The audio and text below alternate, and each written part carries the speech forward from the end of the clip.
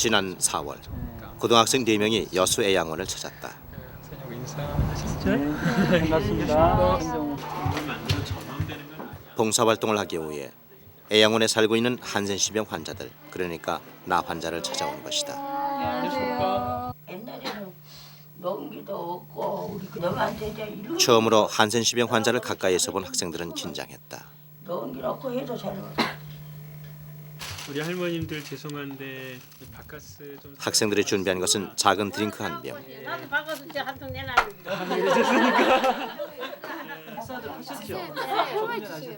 우리 정영사님은 아실 거예요. 학생들이 안마를 자청하고 나섰다. 한센시병이 전염병이 아니라는 사실이 밝혀지긴 했지만 환자들과 이야기하고 살을 맞대는 일은 여전히 쉽지 않은 일이었다. 저희 집에 할머니가 83이에요. 저희 할머니께서. 없어요. 예. 여기 계신 분이 더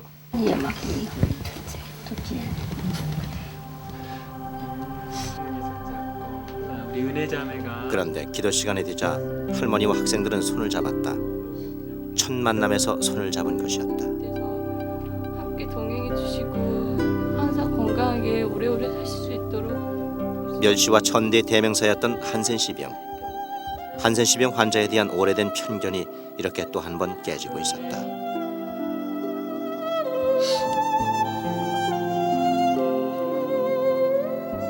애양원 사람들은 지금의 이 평화가 60여 년 전 이곳에 왔던 목사 손양원 때문이라고 말한다. 그리고 1950년 인민군의 총에 맞아 숨진 그를 사람들은 순교자라고 부른다. 50년 전의 순교자 손양원은 아직도 애양원에서 살아 숨쉬고 있다.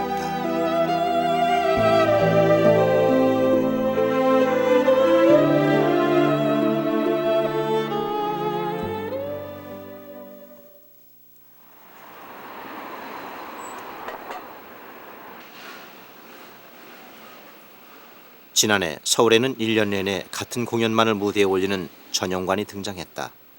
난타 전용관이 그것이다.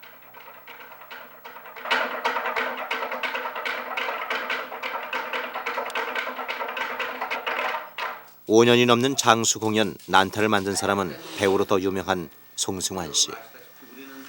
3시쯤에 모여서 이것저것 점검하고 공연 기획자로 바쁜 나날을 보내고 있는 송승환 씨는 30년 전에 출연했던 영화 한 편을 아직 기억하고 있다. 들어와서 일주일에 몇 번씩 오전 시간대 어린이 난타를 계속. 야, 동인이, 너 까불면 다친다. 목사님, 안 됩니다, 목사님. 안 됩니다. 괜찮아요. 목사님, 이러시다 병 걸리시면 어쩌려고 이러십니까? 목사님, 안 됩니다. 평생을 당신들과 같이 살기로 각오를 했소. 목사님, 안 됩니다, 목사님. 목사님, 안 됩니다. 가까이 가기 꺼리는 그 나 환자들을 손 목사가 오랫동안 돌보셨고, 또 전쟁이 터지고도 6.25 동란이 터지고도 그 환자들을 버리고 갈 수 없어서 거기 계시다가 결국 순결당하셨고, 이제 그런 이야기들이 저한테는 참 감동적이었습니다. 손양원의 이름이 세간에 알려진 것은 1949년 나온 사랑의 원자탄이란 책 때문이었다. 그의 일생은 최근까지 여러 권의 책으로 만들어졌는데 한결같이 그 이야기의 시작은 여수 애양원이다.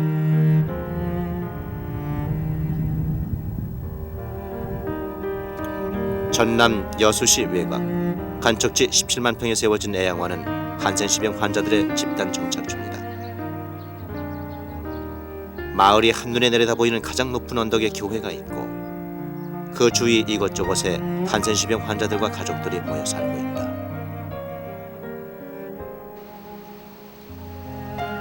한센시병 환자들이 모인 이곳엔 그러나 늘 외부인들의 발길이 끊이지 않는다.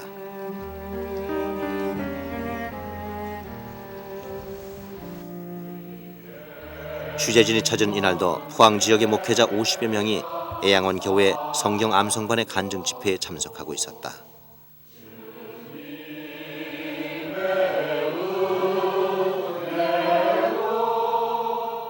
말을 타고 그때는 이제 교통이 모임을 이끈 사람은 올해 82세인 박계문 씨. 나주 영산포라는 곳 거지가 쓰러져 있더라요. 그렇게 20살의 젊은 나이에 한센시병으로 애양원에 들어온 박계문 씨는 시력까지 잃었지만 평생에 걸쳐 신약성서 전체를 외웠다. 그 은혜가 감동시켰던 그것이 어떻게 가능했는지 사람들은 궁금했다. 성님 말씀을 여기로 시작했습니다. 예, 처음에 야고보서를 외웠는데 우리가 성님 말씀을 외우는 것을 어렵게 생각했거든. 어렵게 생각했는데 그것이 모여서 해본 게라 되단 말씀이다. 또 내가 또 말씀이 좋기도 했지만 또 친구들끼리 서로 잘하려고 다투기도 하고 말이요. 그렇게 한 게 그게 되단 말씀이다. 그래서 야고보서를 다 외우고 간증을 마친 그는 빌립보서 3장을 외우기 시작했다. 정말로 나의 형제들아 주 안에서 기뻐하라. 너에게 같은 말을 쓰는 것이 내게는 수고로움이 없고 너에게는 안전하니라. 개들을 삼가고 행악한 자를 삼가고 손 할례당을 삼가라. 하나님의 성령으로 토시 하나 틀리지 않은 그 솜씨에 모인 사람들은 깊은 감동을 받았다. 우리가 곧 할례당이라.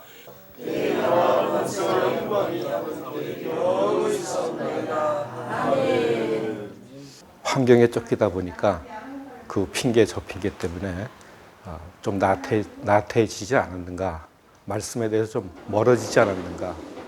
저런 분들도 저렇게 하나님 말씀을 줄줄줄줄 외우시는데 왜 우리는 못할까 하는 안타까운 마음을 가지고 돌아갑니다. 이들이 성경 암송을 시작한 것은 1953년. 손양원 목사가 순교한 지 3년 뒤의 일이었다. 손 목사가 남긴 설교 노트를 정리하던 교인들이 그 가르침에 따라 성경 암송을 시작했던 것이다. 그것이 지금까지 50년 동안이나 이어지고 있다.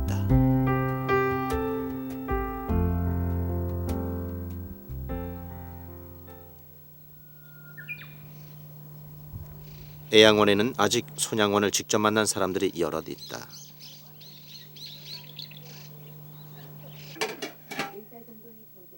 올해 72살인 최막분 할머니. 할머니 역시 한센시병 환자다.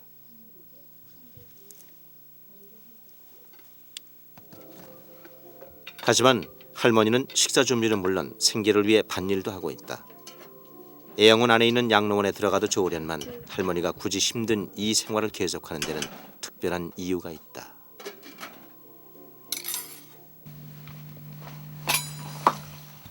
그것은 함께 살고 있는 김수남 할머니가 이 집을 떠나려 하지 않기 때문이다.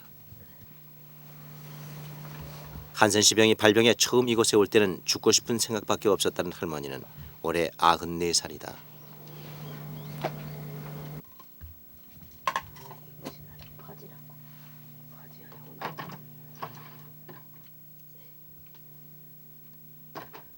지금은 늙어 관절염으로 걸음을 걸을 수 없게 되고 모든 생활을 전적으로 최막분 할머니에게 의지하고 있지만 할머니는 불평도 없고 슬픔도 없어 보였다. 도리어 지극히 평온한 생활이었다.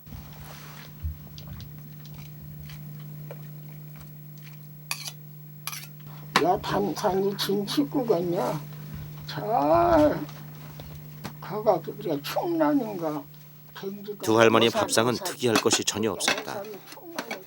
그러나 이 상위의 여러 반찬들은 전국 각지에서 할머니들을 위해 보내져 온 것들이다. 거기서 가지고 온 것이고요. 이거는 저 여수의 성도들이 해가지고 온 거고요.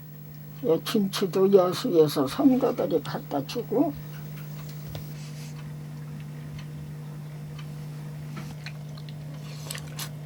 부인 손을 건잡고 죽었더라. 사람이 잘못해서 그런 것 같아도 그 속에는 하나님의 심판이 든 것이요.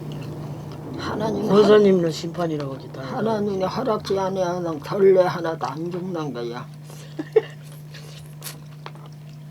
미국에 무역 센터를 깨뜨린 거, 그 천연냉동 넣는 생명 죽인 건 사람의 뜻 같아도 그게 하나님 심판, 미국을 심판한 거야. 할머니들은 이곳 애양원에서 육신의 잠자리만 얻은 것이 아니었다. 여기서 만난 손양원이란 전도사로 인해 이들은 새로운 신앙을 얻었다. 내일 아침에 나중 나갔는데 오늘 새벽에 다 이제 예배를 두고 갔는데 그냥 제가 큰 소리를 막 울었지요. 제가 악을 쓰고 구석대기 앉아서 목사님 오시라고 그 사무실에 있는데 오시라고 해서 이제 안수 기도를 해 주시대.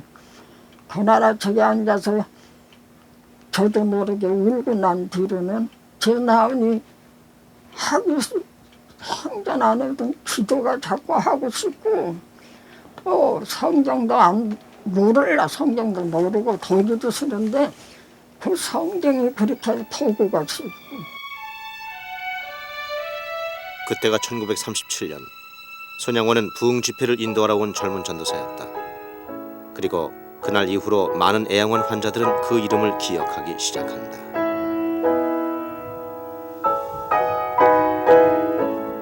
젊은 손양원은 한센시병을 두려워하지 않고 환자들에게 거리낌 없이 다가갔기 때문이다.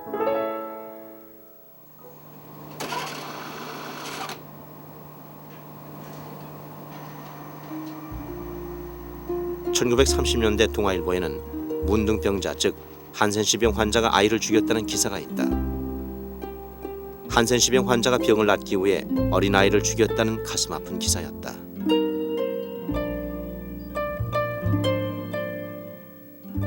당시 한센시병 환자들의 삶은 비참했다. 끔찍한 외모에 사람들은 고개를 돌렸다. 가족들에게 내쫓김을 당하는 것은 물론이고 병이 없는다고 거지들조차 잠자리를 내주지 않을 정도로 그들의 생활은 참혹했다.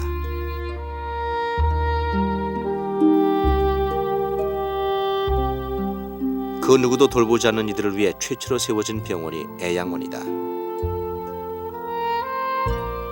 1909년 미국인 포사이트 선교사는 버려진 한센시병 환자들을 치료하기 시작했고 1932년 여수로 애양원을 옮긴 뒤 치료와 선교를 병행하는 본격적인 생활터전을 가꾸게 된다. 유명한 목사님들이 지나가시다가 들어와서 이제 설교도 가시고 그러시는데 설교를 잘 하셔도 내려와서 이렇게 악수를 잘 못합니다. 겁이 나니까 그 병이 얼마 올까 싶은 그런 개념 때문에 악수를 잘 못해요 보통 사람들은. 그런데 우리 목사님 그냥 그렇게 경계선을 넘어서 오니까 여기 사람들이 그냥 완전히 그 목사님 하시는 일이 그냥 완전히 그냥 정복을 당하는 것이요. 이렇게 설교 한만 잘해도 내려서 악수 한 번도 못 하고 어깨 한 번도 툭툭 치면서 고생하신다고 그러면 그냥 완전히 여기 사람들이 그냥 감격을 하는데 그렇게 못하면 여기 사람들 말이 설교는 잘했는데 믿음은 아직 풋내기라 그러거든요. 손양원이 처음 애양원의 집회를 인도했을 당시 그는 평양신학교 재학 중이었다. 유명한 목사들도 장갑을 끼고 악수를 하던 시절 한센시병 환자를 두려워하지 않은 손양원의 모습은 애양원 가족들에게조차 큰 충격일 수밖에 없었다.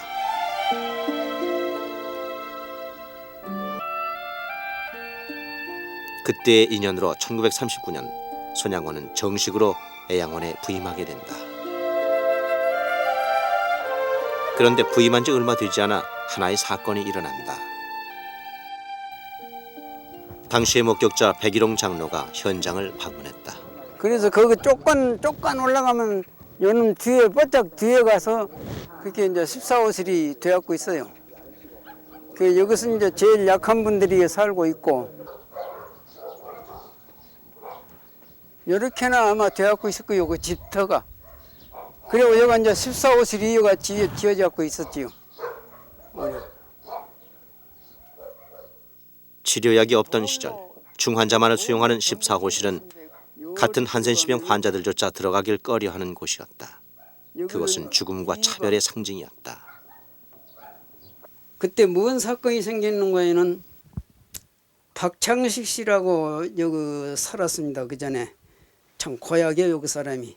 상처를 보러 들어가기는 그 김오재라고 있었습니다. 김오재가 나하고 같이 들어가는데 김오재 그 머리박을 때려갖고 그냥 머리가 터졌어요.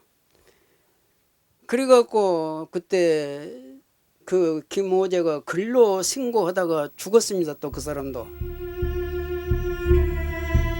상처에서 흐르는 고름과 진물로 방안은 뒤범벅이 되고 살이 썩는 냄새가 진동하던 14호실에 들어가기 위해 사람들은 신문지를 깔았다. 같은 환자에게서도 차별받는다는 사실을 견딜 수 없어 저지른 사건이었다.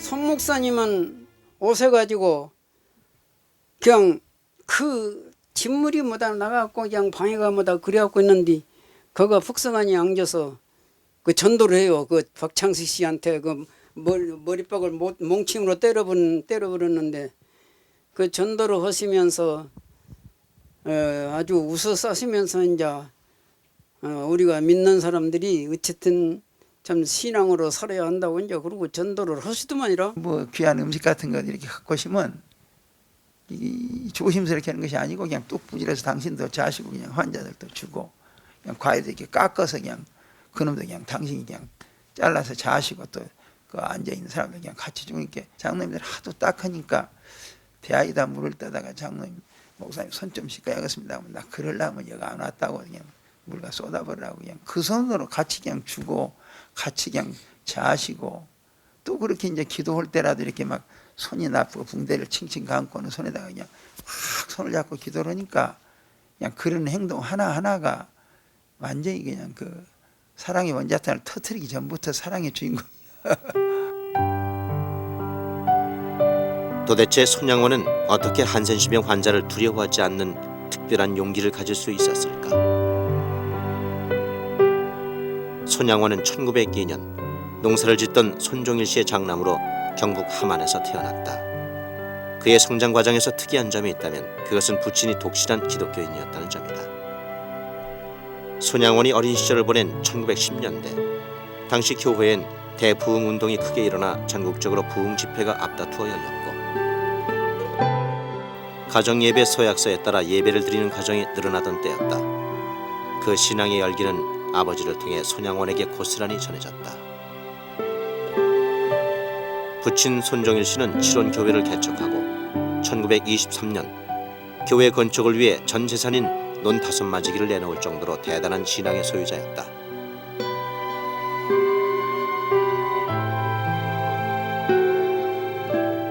그러나 아무리 신앙이 좋다고 해도 한센시병 환자를 그렇게 대한다는 것은 결코 쉽지 않은 일이다.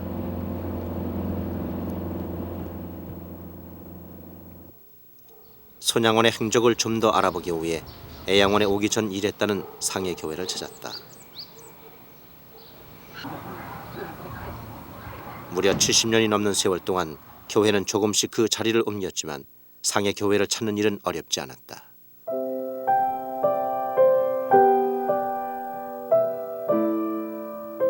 교회 연감에 기록된 역대 전도사들의 이름들 중 그 첫 번째 자리에 손양원이 기록되어 있다. 그는 여기서 어떤 전도사였을까?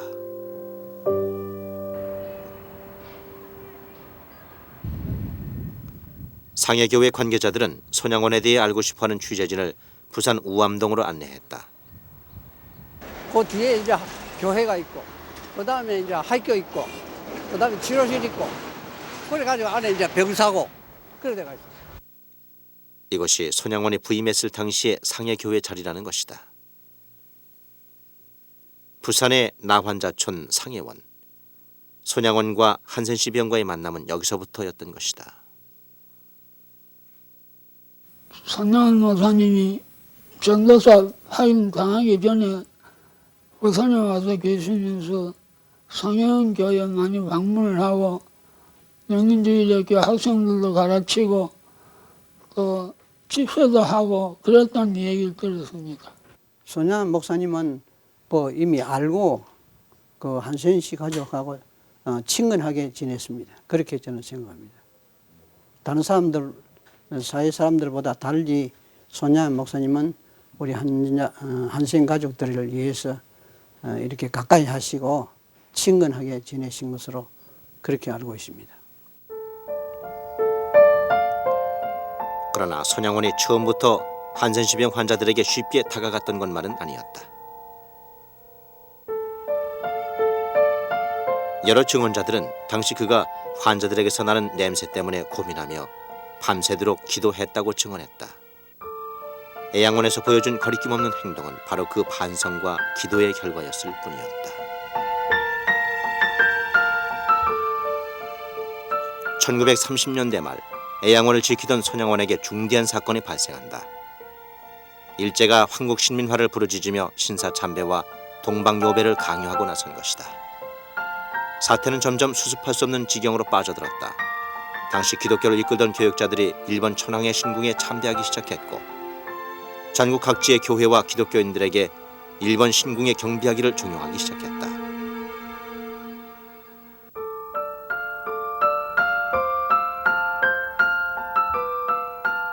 그리고 끝내 1938년 장로회 회장 홍택기는 27회 총회에서 신사 참배를 공식 결정했다.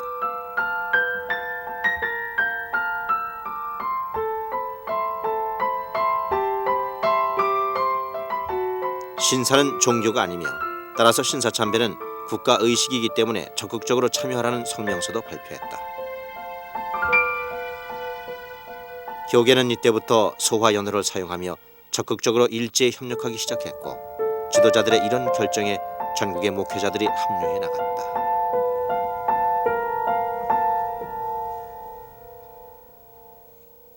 신사 참배를 노골적으로 하고 난 뒤부터 한국 교회는 이 마지노선이 무너졌기 때문에 굉장히 일제에 대해서 어떤 의미에서는 창부와 같이 헌신했다고 할 수가 있습니다. 예배 보기 전에 이 예배당 안에도 가미다나 같은 걸 만들어 놓고 거기에 먼저 숭배를 하고 절을 하고 그 다음에 예배를 시작한다든지, 나중에는 이제 성경 가운데서도 사복음 외에는 전부 다 구약이라든지 이쪽에 요한계시록 같은 거 이런 거 다 없애버리라 한다든지, 찬송가 가운데서도 조금 정의를 얘기하고 또 신앙인을 군대에 비유한 그런 걸 전부 다 없애버려. 그래서 유약한 그런 어떤 형태 또는 국가의 명령에 복종잘하는 그런 형태의 사람들을 만들었는가 하면 지도자들 가운데서는 나중에 아주 형편없는 모습들이 보입니다. 당시 신문에 실린 한 장의 사진은 당시 기독교 지도자들이 얼마나 일제에 협력했는지 알게 한다. 돈을 모아 비행기까지 헌납했다. 1942년 10월 7일자 기독교 신문에는 황군을 원호하자는 제목의 사설도 있다. 황군, 즉 일본군에 대해 감사한 마음만 가질 게 아니라 실제 행동으로 보여주자고 강권하는 내용의 사설이다.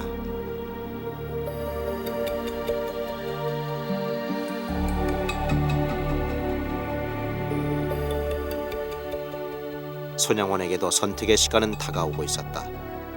신사 참배를 거부하는 몇몇 목사들이 투옥되기 시작했다. 이제 그의 차례였다.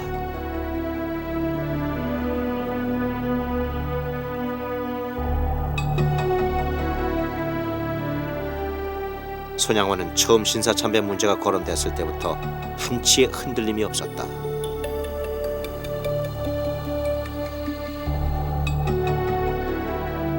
(1939년) 예배를 마치고 귀가하던 중 일본 경찰에 붙잡힌 그는 1년 6개월형을 선고받고 투옥됐다. 그가 스스로 택한 길이었다.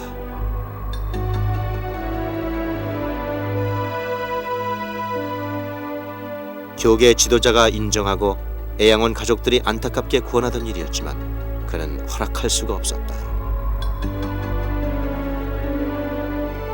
나 외에 다른 신을 섬기지 말라는 계명을 저버리며 평탄한 삶을 살길 바라지 않았다.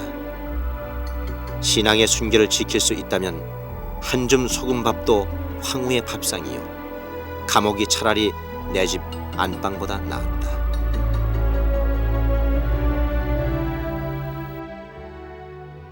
그걸 표현할 때 아주 궁궐 같은 집에서 좋은 이불을 덮고 자는 것처럼 내가 그렇게 편안합니다. 아버지한테 편지를 쓰면 그렇게 썼단 말이에요. 그러니까 그 하나님이 함께 계신다고 하는 그것 자체가, 먹는 거, 덮고 자는 거, 그 자체의 환경, 이런 것들이 밖에 있는 좋은 곳에 사는 것보다 내가 더 훨씬 행복합니다. 이렇게 이제 그 표현을. 그러나 처절한 고통의 시간은 그에게도 있었다.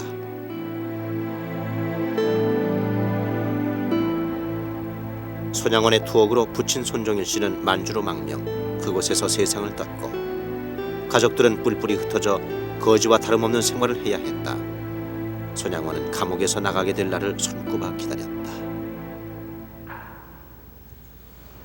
그래서 어머님은 무슨 이유로서 5월 17일 이날 아버님 못 나오시는지 내가 그 이유를 알아야 되겠다 하시면서 광주 형무소 안으로 들어가셨어요. 들어가셨는데 한 1시간쯤 지난 것 같아요. 그래 어머님이 나오시는데 막 우시면서 나오셔요. 그리고 막 곧 쓰러질 듯이 들걸음으로 나오시는데 어머님이 나오시면서 저희들이 하시는 말씀이 그래요. 오늘 너희 아버님이 종신형을 선고받았단다 하면서 얼마나 어머님이 흐느끼 우시는지 어머니뿐만 아니죠. 우리도 같이 막 얼마나 땅을 치고 앉아서 울었는지. 그때 나는 어렸을 때 그랬습니다. 아버지 바보라고. 아이 고개 한 번만 까딱 해버리고 나면은 우리도 남들처럼 참 행복하게 잘 살 수 있을 텐데 아버지 정말 바보라고 했어요.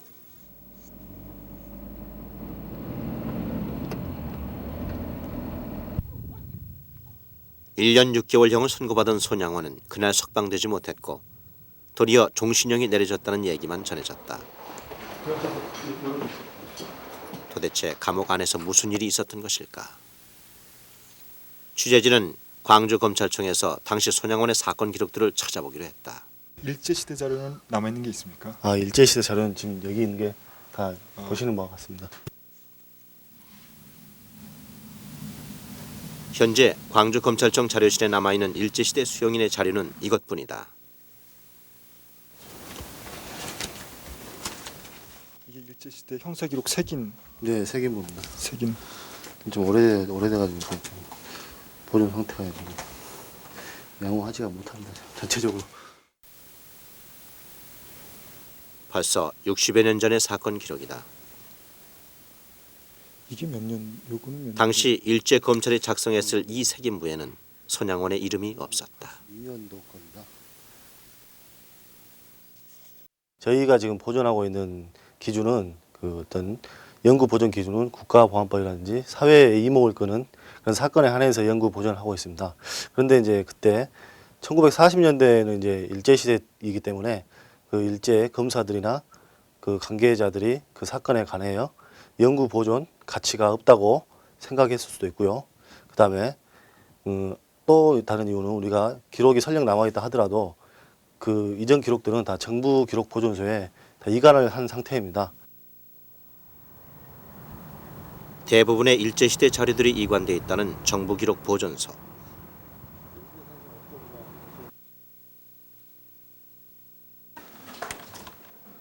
취재진은 손양원 대신 일본식 이름 대촌양원을 입력해봤다. 일제시대 재판 기록들은 거의 모두 창씨 개명한 이름으로 돼 있기 때문이다. 관련 서류 한 건이 발견됐다. 치안유지법 관련 사건이라면 손양원의 기록임이 분명하다.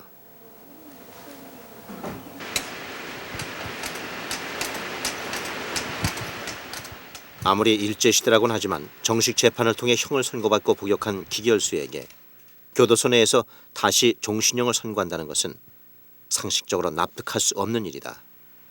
과연 다시 또 재판을 받았던 것일까? 감옥 안에서 무슨 일이 있었던 것일까?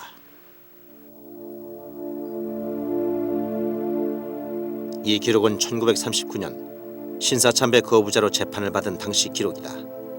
신사참배를 거부해 치안을 어지럽힌 죄로 1년 6개월형이 선고됐고 당시 재판을 맡았던 판사들의 사인이 첨부돼 있다. 정부 기록 보존소가 보존하고 있는 행형 기록 중에는 그 경찰이나 검찰 쪽에서 작성된 그 수사 관련 기록은 보존되어 있지 않고 단지 정부 기록 보존소에 각 검찰청에서 이관된 형사 판결 원본이 저희한테 보존되어 있습니다. 그 일제 시대 때 그 생산됐던 그 형사 판결 원본 중에서 손양원 목사하고 관련된 판결 원본은 그 치안유지법 판결 원본입니다만 유일하게 정부 기록 보존소에 저희 기관에서 지금 보존하고 있습니다. 그렇다면 손양원의 종신형은 재판도 없이 내려진 특단의 조치였던 것일까? 도대체 신사참배 거부자에게 왜 종신형이라는 엄청난 형이 내려졌을까?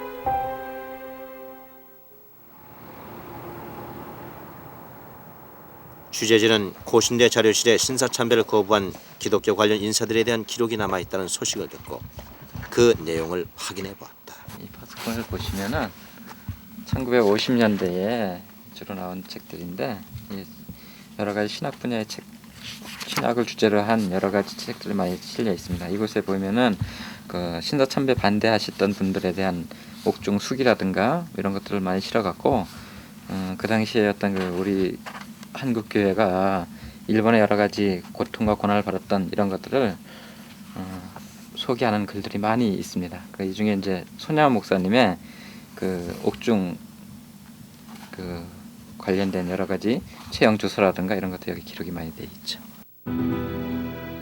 1948년 창간된 잡지 파수꾼에는 놀랍게도 석방 직전 손양환과 담당 검사의 신문 내용이 실려 있다.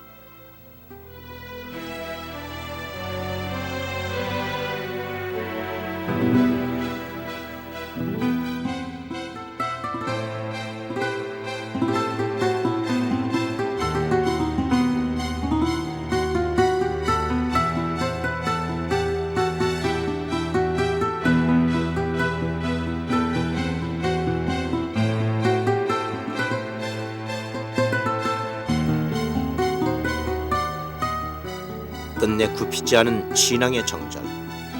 결국 그 때문에 종신형이 내려진 것이다. 살아서는 감옥을 나올 수 없는 최악의 상황이었다.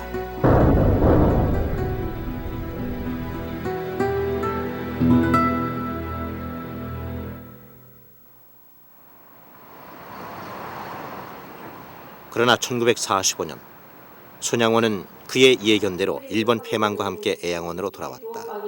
간곡하게 권면을 했답니다. 학생, 이 보통 난리가 아닌데 어서 피신하라고. 당시 10대 소녀였던 손양원의 큰딸 손동희 씨는 그때의 일들을 지금도 생생하게 기억하고 있다. 방으로 그냥 들어가더니 지난밤 꿈이 이상하다. 해방되던 그 무렵 꿈에서나 상상하던 일들이 손동희 씨 눈앞에서 벌어진다. 학생, 무슨 꿈을 꿨냐. 불현듯 고아원으로 자신을 찾으러 온 아버지. 말을 하지 않는데. 하나 둘 모이는 가족들, 그리고 다시 시작하는 애양원 생활. 그것은 긴 고통의 시간이 끝났음을 의미했다.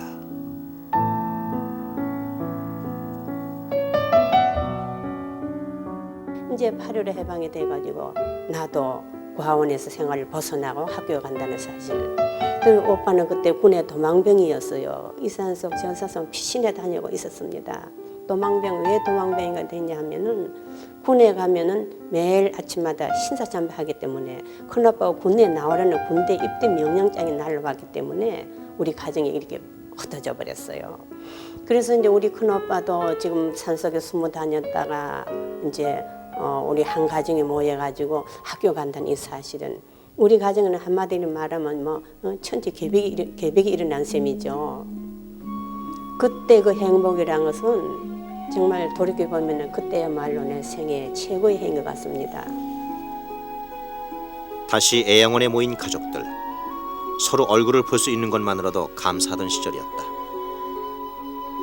손 목사의 장남 동희는 어느새 훌륭하게 자라 있었다. 해방 이후 끝까지 신사참배를 거부했던 손양원의 명성은 순식간에 전국에 퍼져나갔다. 수많은 교회에서 초청이 쇄도하는 가운데 해방 이듬해엔 목사 안수도 받는다. 신사참배 거부자로 받아주지 않았던 교계가 그를 인정하기 시작한 것이다. 그러나 목사이자 사회 유명인사가 된 손양원과 가족들의 행복은 불과 3년 만에 끝이 나고 만다.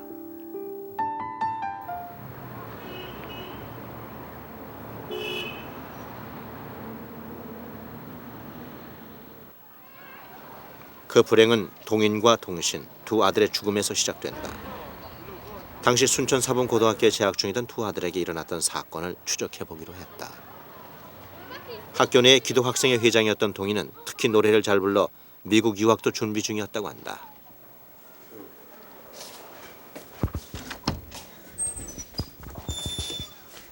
당시 순천 사범고등학교의 모든 서류들은 광주교육대학에 보관돼 있다. 손동인 씨 자료 좀 보여주십시오. 여긴가요? 지금 여기가 학교 자료가 여기가 있어요. 내가 순천사범학교 자료가 예, 순천. 48년 자료가 거기. 어린 나이에 신사참배를 거부하고 일본군 입대를 거부하기까지 했던 그들은 무엇 때문에 죽어야 했을까?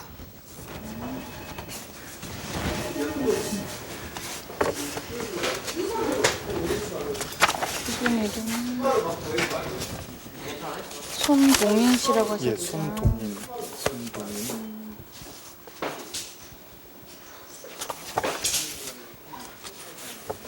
아, 여기 있네요. 손동인 씨고요. 지금 보호자로 해가지고 손양원 씨 있고 목사님이시고 부친 간격이 됐네요. 예, 지금 그때 당시에 사망을 해가지고 이게 지금 표시. 미국 유학길에 오르기 전 손동인이 사망한 이유는 무엇이었을까?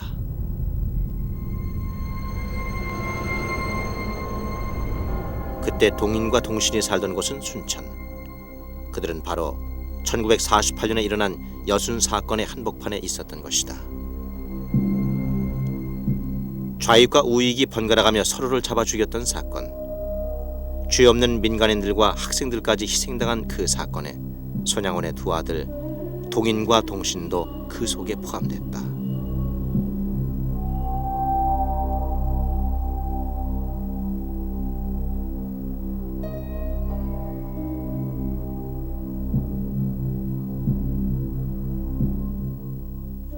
기독 학생회 간부로 기독교 전도에 앞장섰다는 것이 그들이 죽어야 하는 이유였다. 애양원은 슬픔과 분노로 뒤덮였다. 그들을 죽인 사람이 같은 학생들이었기에 더욱 용서할 수 없는 일이었다. 그런데 두 아들의 장례식 날, 손양원은 오열하는 가족들 앞에 하나의 기도문을 내놓는다. 그것은 9가지 감사의 기도였다.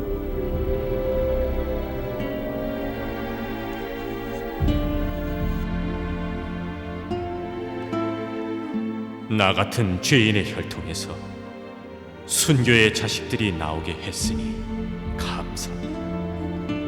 허다한 많은 성도들 중에 어찌 이런 보배들을 주께서 하필 내게 맡겨주셨으니 감사.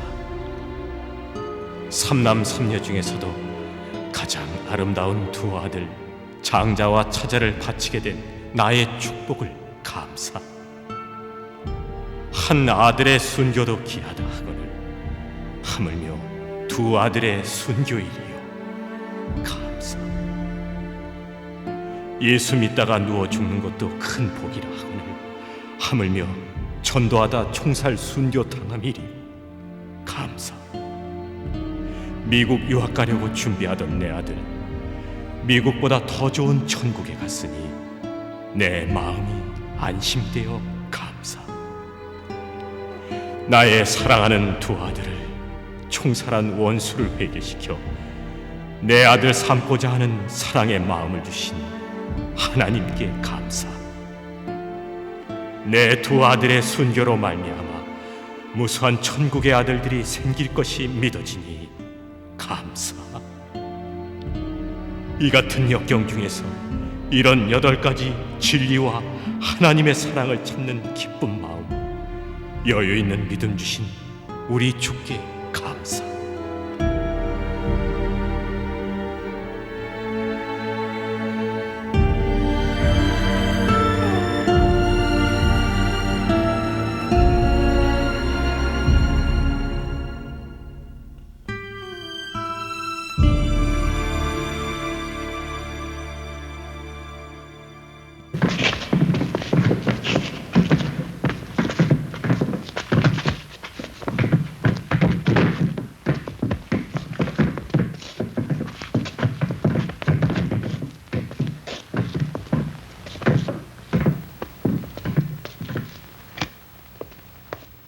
손양원은 아들의 순교를 감사하는 데 그치지 않는다.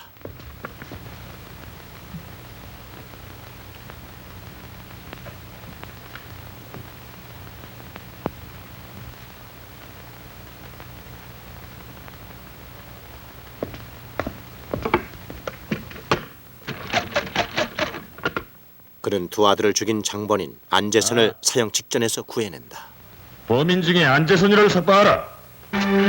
목사님. 목사님. 용서하세요, 목사님.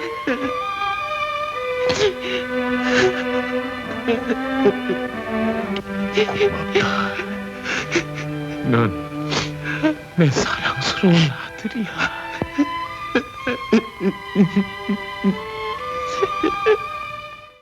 내가 손양원 목사 아버님의 신앙을 고스란히 물려받은 것도 아니었고 내가 그때 나이가 그닥지 성숙된 나이도 아니었어요. 내가 우리 아버님의 그 신앙을 감당하기에는 나는 무거운 십자가였습니다. 그리고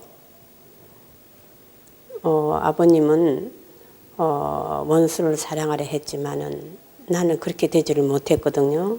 그리고 아버님 신앙을 내가 따라갈 수도 없었고 내가 그때는 아버님을 참 미워했습니다. 왜냐하면 내가 이 적은 두뇌로서 아버님의 그 넓고 광대한 신앙의 세계를 내가 이해할 수가 없었죠. 그러니까 그때는 모든 것이 아버님 하는 일이 나에게는 못마땅했습니다. 왜 이렇게까지 하지 않으면 예수를 못 믿습니까? 하면서는 아버지에게 항의한 일도 있고. 손 목사 나름대로의 고백이나 뒷자료를 보면은 그 일 자체도 대단히 어려웠던 과정이었다는 것을 우리가 이해할 수 있습니다.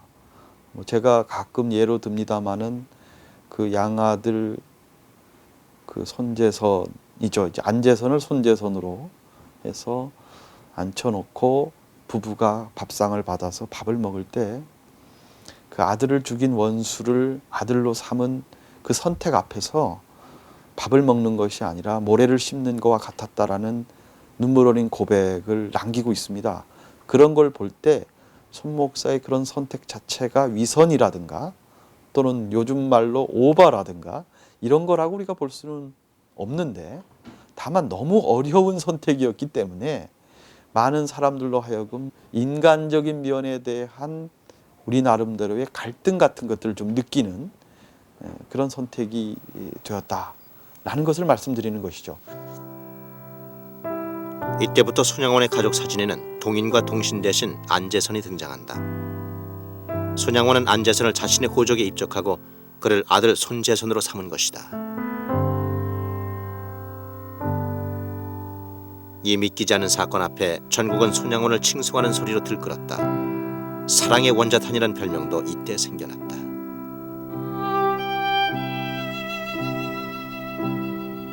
손양원이 인도하는 집회는 가는 곳마다 대성황을 이루었다.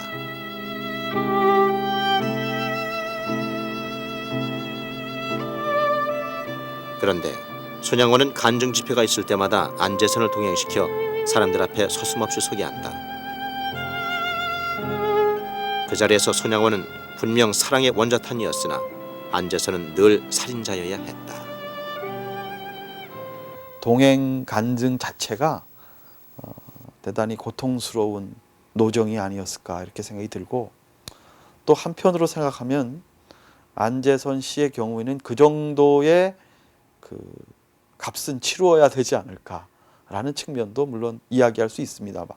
그러나 전체적으로 볼 때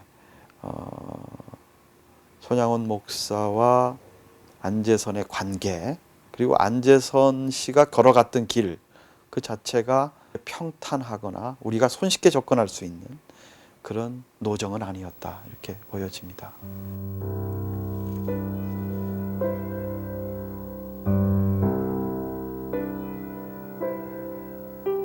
전하는 기록에 의하면 1949년 서울 남대문 교회 집회를 끝으로 손양원은 더 이상 안재선을 간증 집회에 동행시키지 않는다. 무슨 이유에서 동행 간증을 중단했는지는 알려지지 않고 있다. 다만 손양원이 개인적 명성을 얻기 위해 집회를 연 것이 아니기 때문에 안재선의 고통을 감지한 결과가 아닌가 짐작할 따름이다.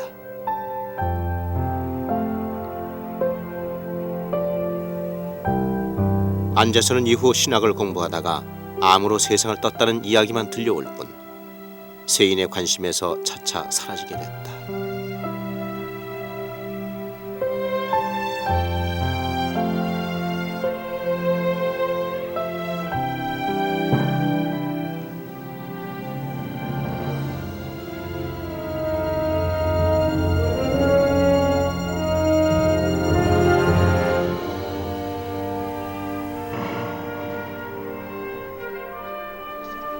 1950년 결국 우려하던 일이 벌어지고 말았다. 한국 전쟁이 발발한 것이다.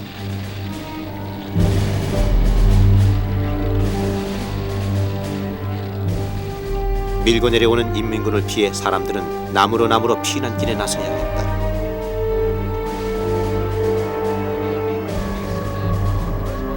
특히 인민군은 기독교를 인정하지 않았기 때문에 목사나 장로 같은 교회 지도자들은 고향을 지키고 있을 수가 없었다.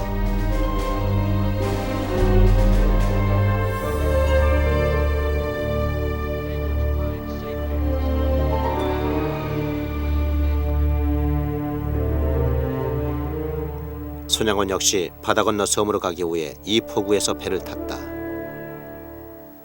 동도 섬이라 그럽니다. 양쪽이 다 바다가 물이 들어왔어요. 예, 그래서 이제 이렇게 해갖고 피난을 가고자 했던 사람들은 많았으나 작은 배에 모두 탈 수는 없었다. 손양원과 애양교회 재직 23명이 우선권이 있었다. 그러나 출발 기도를 마치고 막 떠나려 할 때 손양원은 일어나 배에서 내렸다. 배가 저만큼 이렇게 이제 떠나갔는데 그 목사님이 이렇게 이제 교인들이 이렇게 올라오고 보니까 자기들 가운데 서서 이렇게 가고 계시는 겁니다. 그래서 목사님은 안 가셨냐 그러니까 24명 재직을 피난 보내기 위해서 내가 배를 탔다. 그런데 여기 남아있는 우리 1000명 교인이 다 피난 갈 자리가 있으면 함께 가고 만약에 그 중에 한 명만 우리 애양원에 남아 있어도 나도 함께 그 사람과 같이 여기 남아서 함께 하겠다 이렇게 하고 피난을 안 가셨던 그 바다고 또 그 자리입니다. 손양원은 끝내 피난을 떠나지 않았다. 그때 손양원이 선택한 것은 자신의 목숨이 아니라 교회와 남은 애양원 가족들이다. 그것은 내 양을 지키라는 하나님의 계명이기도 했다. 야, 순아나 생각해봐라.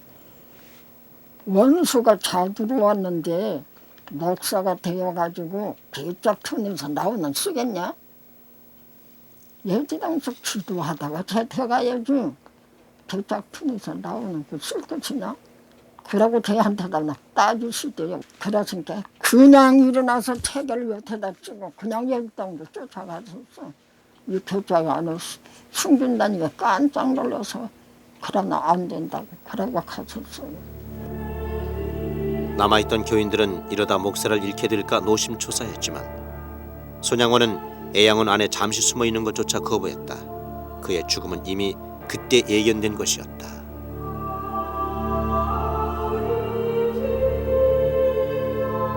(1950년 9월 28일) 그는 인민군의 손에 의해 총살당했다. 그의 나이 48세.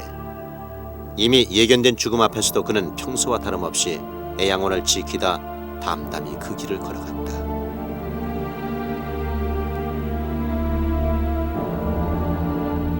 이로써 격동의 현대사 속에서 성경 속의 계명에 충실했던 목사 손양원은 순교자라는 이름을 얻었다. 한 평범한 목회자가 자기가 맡은 목양지에서 최선을 다해서 결국 그가 마지막에 순교하게 됐던 것도 양을 버리고 떠날 수 없다고 하는 아주 단순한 목회자의 논리거든요. 이거는 목회자라면 아주 이건 보편적으로 평범하게 지켜야 할 기본 덕목이죠. 그렇게 하다 보니까 순교도 하는 거지. 처음부터 누가 뭐 순교를 목적으로 해서 하는 사람이 누가 있겠는가. 그래서 그저 한 평범한 목회자 혹은 한 평범한 인간으로서의 손양원을 보면서 그가 결국 그 시대적인 상황이 너무 악했기 때문에 그런 욕심 없는 평범한 삶도 순교로 끝날 수밖에 없었다. 그래야 이제 오늘 우리도 그럼 나도 손양원처럼 살 수 있겠구나 이런 자신감을 얻게 되는 거죠. 손양원이 순교한 지 52년. 그동안 애양원은 여러 가지 커다란 변화를 겪었다.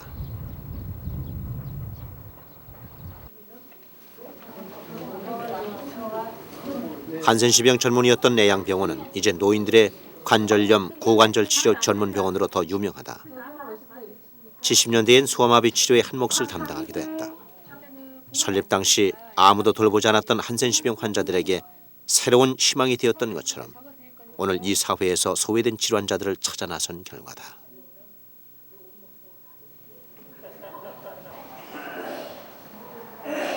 애양병원이 보통의 병원들과 다른 점은 또 하나 있다.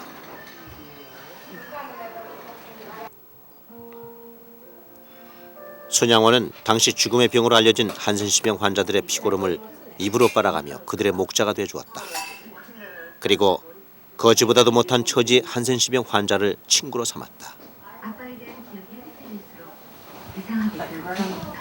그 뜻을 따라 더 이상 한센시병 환자들이 차별받을 이유가 없음을 알리기 위해 특별 병실을 운영하고 있다. 하려고 이렇게 하시고 이제 좋아지실 거예요. 저희 병원 이렇게 원칙이 있습니다. 한 가지 사실 마음으로 여러 가지 질환을 통해서 너무 많은 고통을 당하는 그 한센 질환 환자들을 저희 병원에서는 지금 일반 환자하고 같이 병실을 합실을 하고 있거든요. 지금 현재 저쪽 그 병실이 지금 2군데 있어요. 사실 이제 그분들이 아실 수도 있고 모를 수도 있어요.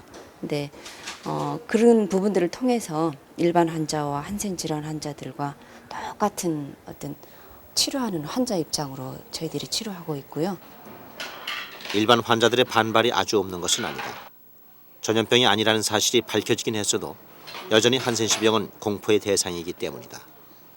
그러나 애양병원은 간곡한 설득 작업을 통해 이 제도를 지속해오고 있다. 애양원과 이곳의 한센시병 환자들을 죽기까지 지키려 했던 손양원의 가르침이 그것을 가능케 하는 힘이다. 동시에 시끄러울 거니까. 애양교회에서는 올해 손양원의 탄생 100주년을 맞이해 여러 가지 행사를 계획하고 있다. 이날은 그 첫 번째 시간 간증과 세족식이 있는 날이다. 집회 준비로 바쁜 이광일 목사지만 다시 한번 신앙의 선배 손양원 목사의 삶이 떠오른다.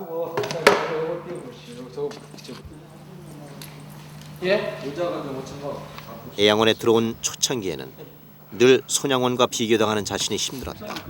그러나 이제는 더 이상 손양원 목사의 사랑이 짐이 아니다.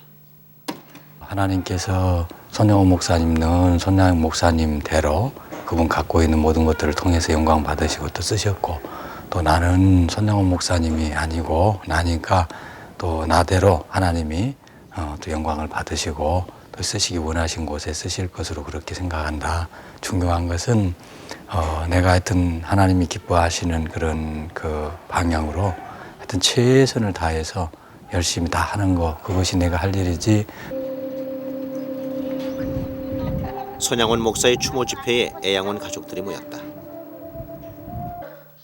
되돌아볼수록 손양원 목사가 걸어간 순교의 길은 험난했고, 그래서 그의 삶은 위대하다.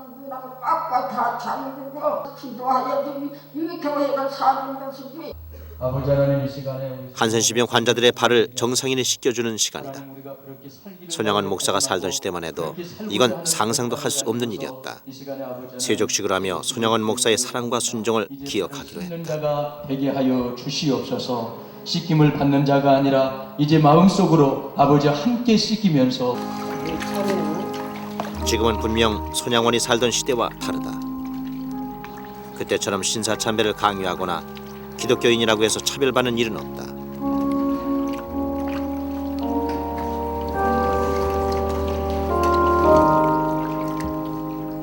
순교는 더더구나 있을 수 없는 일이다. 한센시병 환자들의 발을 씻어주는 건 역시 큰 용기를 내지 않아도 가능했다. 그러나 시대는 바뀌어도 계명은 달라지지 않는다. 애양원을 찾은 목사들이 좀 더 나은 목표를 위해 고민하고 사회적으로 소외당한 환자들에게 좀 더 나은 치료를 하겠다는 애양병원은 여전히 분주하다. 손양원은 죽었으나 그가 아직 기억되는 건 이 때문이다. 성경의 계명을 지키고 철저한 신앙인으로 살고자 했던 산돌 손양원. 선함으로 악한 시대를 헤쳐나가야 했던 손양원의 기도는 지금 우리에게도 똑같이 중요하다.